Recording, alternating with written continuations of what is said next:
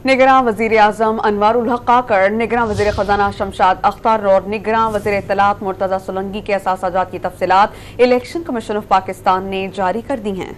Election commission की जानिब से जारी तफसीलात के मुताबिक अनवारुल हक काकड़ के असासों की मालियत 4,81,82,580 रुपये है।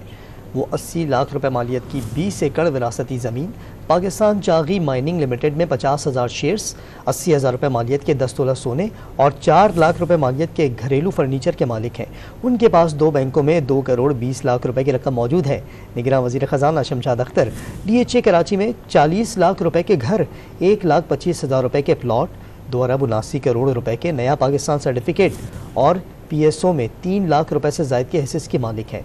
वो टीबल्स बैंक अल हबीब में भी एसेस के मालिक हैं। निगरान वज़ीर इत्तलात मुर्तज़ा सोलंकी 2 करोड़ 32 लाख रुपए के असासों के मालिक हैं, जिनके पास 1 करोड़ 27 लाख रुपए मालियत का घर है, जबकि उनकी अहलिया 31 लाख रुपए मालियत के 2 घरों की मालिक हैं। उनके पास गाड़ी, घरेलू फर्नीचर, नक़द रकम और तलाई जेवरात भी हैं।